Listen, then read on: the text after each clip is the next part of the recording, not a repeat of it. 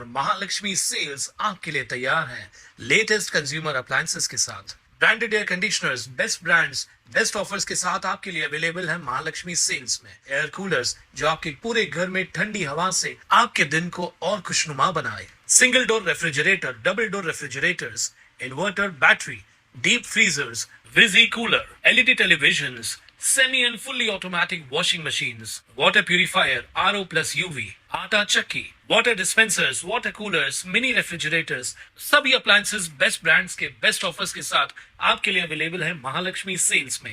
उल्हासनगर शहरात महाशिवरात्री दरम्यान भोंग्यांच्या कर्णकर्कश आवाजामुळे वारंवार वाद निर्माण होत होते। तसेच वाढत्या ध्वनी प्रदूषणाचा प्रश्न गंभीर बनत असल्यानं हिराली फाउंडेशनच्या अध्यक्षा सरिता खानचंदानी यांनी याबाबत मुंबई उच्च न्यायालयात जनहित याचिका दाखल केली होती। या याचिकेच्या पार्श्वभूमीवर मागील 5 वर्षांपासून उल्हासनगर शहरात भोंगेमुक्त महाशिवरात्र हा उपक्रम महापालिका आणि पोलीस विभागाच्या संयुक्त विद्यमाने राबवण्यात येत होता। या उपक्रमांतर्गत भोंगे वाजवणाऱ्या तरुणांकडून तसेच भोंगे विक्री करणाऱ्या फेरीवाल्यांकडून पोलीस विभागाकडून भोंगे जप्त करण्यात येत होते। त्यामुळे महाशिवरात्री दरम्यान होणारे ध्वनी प्रदूषण मोठ्या प्रमाणात नियंत्रणात आले होते आणि नागरिकांनी या उपक्रमाचं स्वागत केलं होतं। दरम्यान गणेशोत्सव काळात हिराली फाउंडेशनच्या अध्यक्षा सरिता खानचंदानी यांचं निधन झाल्यानं यंदा हा उपक्रम राबवला जाणार की नाही असा प्रश्न शहरात उपस्थित होत होता। मात्र यंदाही पोलीस उपायुक्त सचिन गोरे यांच्या आदेशानुसार मध्यवर्ती पोलीस ठाण्याचे वरिष्ठ पोलीस निरीक्षक शंकर अवताडे यांच्या पथकाने कारवाई करत शेकडो भोंगे जप्त केले।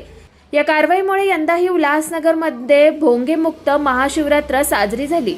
पोलिसांनी केलेली ही कारवाई म्हणजे ध्वनी प्रदूषणाविरोधातील लढ्यात महत्त्वाची भूमिका बजावणाऱ्या सरिता खानचंदानी यांना वाहिलेली श्रद्धांजली असल्याची चर्चा सध्या शहरात होतीये।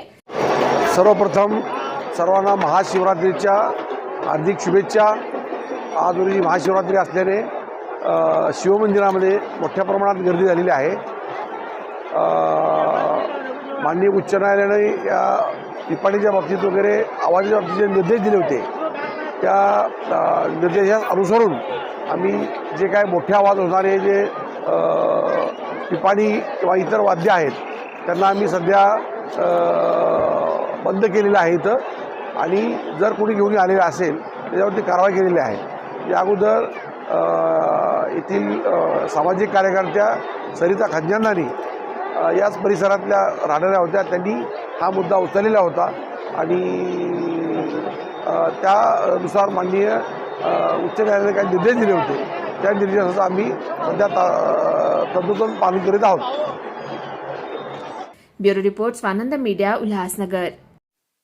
ताज्या घडामोडींसाठी स्वानंद न्यूजला सबस्क्राइब करा आणि बेल आयकॉनवर क्लिक करा।